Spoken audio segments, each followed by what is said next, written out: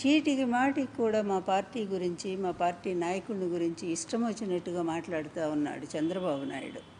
ఏదో గురువింద గింజ తన నలుపు ఎరగదన్నట్టుగా ఎవడైతే దొంగతనాలు చేస్తాడో వాడే మంచి వాళ్ళని దొంగ దొంగ అని చెప్పి ఆరోపిస్తూ ఉంటారు. ఎవరైతే హత్యలు చేస్తూ ఉంటారో వాళ్ళే ఎదుటి వాళ్ళ మీద హత్యా నేరాలను మోపుతూ ఉంటారు.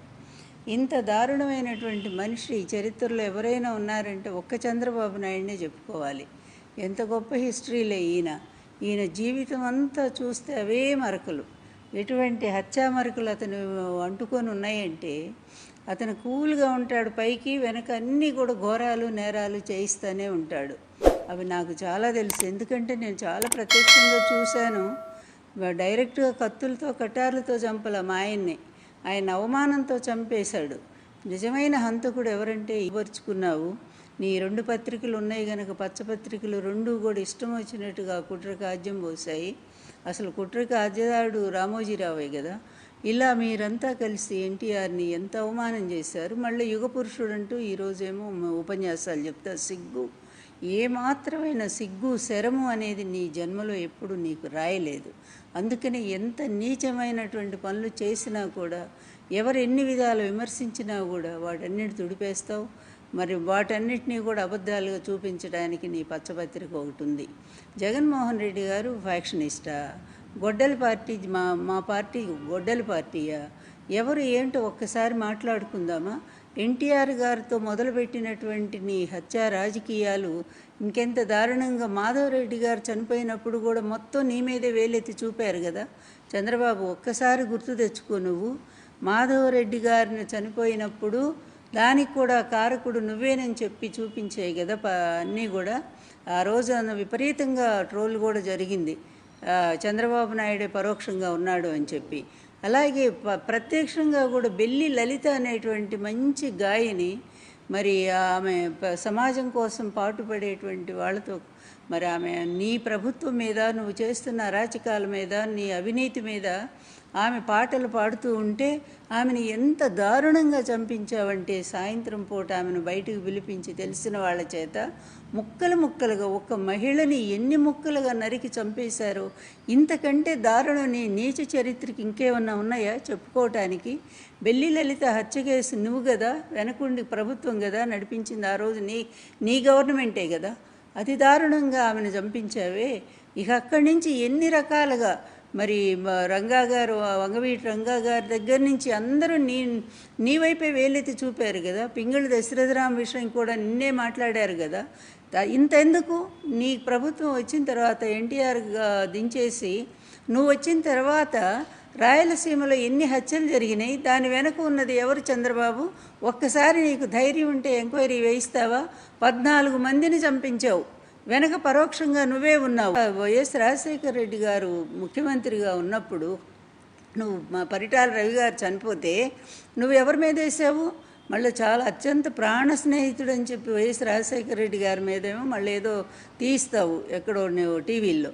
కానీ నువ్వు ఆయన కొడుకు మీద నిందలేసావు. ఆ రోజు శాసనసభలో జగన్మోహన్ రెడ్డి గారి మీద నువ్వు ఆరోపణ చేస్తే, నిజాయితీ పరులు గనక ఆ కుటుంబం ఎక్కడ, నీ కుటుంబం ఎక్కడ చంద్రబాబు నాయుడు? ఎందుకంటే అమాయకుడైనటువంటి ఎన్టీఆర్ గారిని పొట్టన పెట్టుకున్నావు.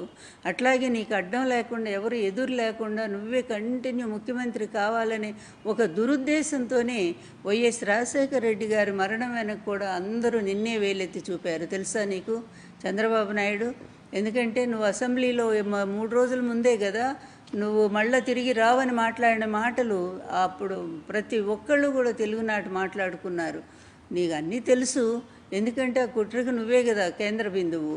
నేనన్నమాట కాదు కదా, ఎన్టీఆర్ గారే అన్ని కుట్రలకి కేంద్ర బిందువు నా అల్లుడనబడే ఈ చంద్రబాబు నాయుడు అని చెప్పి ఆయన జామాత దశమ క్యాసెట్లో కూడా చెప్పారు కదా. ఇలా ఎన్ని కుట్రలు చేస్తావు? నీ బతుకంతా ఇంతేనా చంద్రబాబు నాయుడు? 77 ఏళ్ళు 78 ఏళ్ళు వచ్చినాయి ఈ పాడు బతుకు. ఎందుకయ్యా నీకు ఇంకా కూడా ఏం ఆశ? పాడు ఆశ. 4 మంచి పనులు చేశాడు మాకు అని చెప్పి జనం చెప్పుకునే పని ఒక్కటన్నా చేసావా? ఇప్పటికే అవే కుట్ర రాజకీయాలు. నీ వారసుడు లోకేష్. ఈ లోకేష్ ఒక పెద్ద నాయకుడా, ఒక మేధావా, ఒక్క సబ్జెక్టు మీద 5 నిమిషాలు మాట్లాడలేనటువంటి ఒక పనికిమాలిన వాడిని తీసుకొచ్చి ఆయన ముఖ్యమంత్రిగా చేయడానికి ఇష్టం వచ్చినట్టుగా నువ్వు ఈ కుట్రలకన్నీ తెరదీస్తావా? ఎవరిది గొడ్డల పార్టీ చంద్రబాబు? నీది కదా. నువ్వు చేసినటువంటి ఈ నీచ రాజకీయాలన్నిటి మీద ఒక్క విచారణ వేయిద్దామా? ఒక్క సిబిఐ ఎంక్వైరీ చేయిద్దామా? ఎన్టీఆర్ గారిని మరణానికి కారకుడైనటువంటి ఆ సంఘటన దగ్గర నుంచి ఇప్పటి వరకు కూడా ఈరోజు కూడా రాష్ట్రంలో నీ ప్రభుత్వంలో ఇష్టం వచ్చినట్టు వైఎస్ఆర్ కాంగ్రెస్ పార్టీ నాయకుల్ని ఇష్టం వచ్చినట్టు చంపిస్తూ ఉన్నారే. మీ వాళ్ళంతా కూడా ఒక్కడన్నా నువ్వు అరెస్ట్ చేసావా? ఇది మొదలుకొని ఎంతమందిని చంపుతావు? ఎంతమంది ఆడపిల్లల మీద అత్యాచారాలు చేస్తున్నారు? నువ్వెట్లాంటి వాడివో నీ పార్టీని కూడా అట్లాగే తయారు చేసావు. ఇది ఎన్టీఆర్ పార్టీ కానే కాదు. నేను చెప్తున్నా, ఇది చంద్రబాబు మార్కు పార్టీ, తెలుగుదేశం. అందుకే అంత అసహ్యం నాకు నీ పార్టీ అన్నా నువ్వన్నా కూడా. ఇంత నీచానికి దిగజారినటువంటి నువ్వు ఒక నిజాయితీపరుడు, ఒక నిష్కళంకుడు, ప్రజల కోసం పేద వర్గాల కోసం పాటుపడే వైఎస్ రాజశేఖర రెడ్డి గారు లాంటి వ్యక్తిని ఆ రోజు నుంచి ఏడుస్తూనే ఉన్నావు ఆ కుటుంబం మీద పడి. ఆ కుటుంబంలో వాళ్ళ అమ్మాయినే నువ్వు విడదీసావు వాళ్ళ నుంచి. ఆ అమ్మాయిని ఒక ఆయుధంలాగా మార్చుకున్నావు డబ్బిచ్చి. సరే, నువ్వు నీ రాజకీయాలన్నీ ఇలాగే ఉంటాయి కదా, నీ పనికిమాలిన రాజకీయాలన్నీ. కానీ గొడ్డల పార్టీ ఏంటి? ఈ దరిద్రం ఏంటి? అస్తమాను అసలు ఒక ముఖ్యమంత్రి స్థానంలో ఉండేటువంటి నువ్వు కనీసం మాట, మర్యాద, మన్నన అనేది కూడా తెలియదా నీకు? ఏదైనా సరే అబద్ధాలు చెప్పడానికి కూడా ఒక అర్థం లేదా? మొన్నటిదాకా లడ్డు మీద పడే ఏడ్చావు. అది అబద్ధమని తేలటంతో చివరి సుప్రీంకోర్టే కలుగజేసుకునేసరి నోరు మూసావు. ఇంత అబద్ధమాడినటువంటి నువ్వు అసలు రాజీనామా చెయ్యాలి కదా. భారతిరెడ్డి గారి సంబంధమే లేదని చెప్పి కోర్టే చెప్పింది కదా, సిబిఐ కోర్టు. అయినా కూడా గొడ్డల పార్టీని ఎలా మాట్లాడతావు? అసలు సిగ్గుందా నీకు చంద్రబాబు నాయుడు? ఏమాత్రమైనా సిగ్గుందా ఇలా అబద్ధాలు ఆడటానికి? స్వయంగా కోర్టులు, సిబిఐ అన్నీ చెప్పినా కూడా ఆయన లేదని మళ్ళీ అదే పాట పాడుకుంటూ నువ్వు. ఎందుకంటే నీకు మొదటి నుంచి కూడా ఈ గోబెల్స్ ప్రచారం అనేది అదో ఇష్టం కదా. నీవు పనికి మాలినటువంటి ఒక పచ్చ మందను పెట్టుకున్నావు నువ్వు, మీడియా మందని. అది ఒక పనికి మాలిన మంద. ఎందుకంటే జర్నలిజానికి ఒక పెద్ద మచ్చ నీ మీడియా కూడా.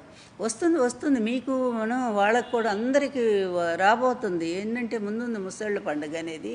ఇట్లాంటి ఏదో జర్నలిజము, ఇలాంటి తప్పుడు మనుషులు ఈ సమాజంలో ఉంటే సమాజం ఇప్పటికీ ఎలా భ్రష్టు పెట్టిపోయిందో అందరికీ తెలిసినటువంటి అంశమే. అందువలన త్వరలోనే మీకు ఆ వినాశకాలం అనేది దాపురించబోతుంది. ఇంకా నీ ఎత్తుగడలు, లేకపోతే నీ కుట్రలు, నీ కుయుక్తులు ఇవన్నీ కూడా బెడ్స్ కొట్టేటువంటి రోజు తొందరలోనే ఉందని చెప్పి నేను చాలా స్పష్టంగా చెప్తా ఉన్నాను చంద్రబాబు నాయుడు. తెలుగుదేశం వాళ్ళకి మా హయాంలో, అంటే మా జగన్మోహన్ రెడ్డి గారు ముఖ్యమంత్రిగా ఉన్నప్పుడు ఏ ఒక్కళ్ళకైనా అన్యాయం జరిగిందా చెప్పు చంద్రబాబు నాయుడు? ఏ ఒక్క తెలుగుదేశం వాడైనా సరే మా పార్టీ వల్ల, మా ప్రభుత్వం వల్ల బాధపడ్డాడేమో, ఇబ్బంది పడ్డాడేమో ఒక్కటి చెప్పు. ఎంతసేపు డాక్టర్ విషయం తీసుకొస్తావు? ఆ డాక్టర్ని రెచ్చగొట్టింది నువ్వు. ఆ డాక్టర్ని ప్రభుత్వం మీద తిరుగుబాటు చేయించింది నువ్వు. ఒక తాగుబోతూ, ఒక మెంటల్ గాడిని అడ్డం పెట్టుకొని ఇష్టం వచ్చినట్టు రాజకీయం చేసింది నువ్వు. వాడు రోగం ఎక్కువై చచ్చిపోతే దాన్ని మళ్ళీ మా ప్రభుత్వం మీద నెట్టింది నువ్వు. అన్నిటికీ దరిద్రమంతా నువ్వే చేస్తావు. వాళ్ళు చావులకే నువ్వే కారకుడు అవుతావు. మళ్ళీ ఏమీ తెలియనట్టు ఎదుటి వాళ్ళ మీద ఆరోపణ చేస్తావు. నీలాంటి మనిషి అసలు ఉండొచ్చా ఈ సమాజంలో చెప్పు? Please like, share and subscribe.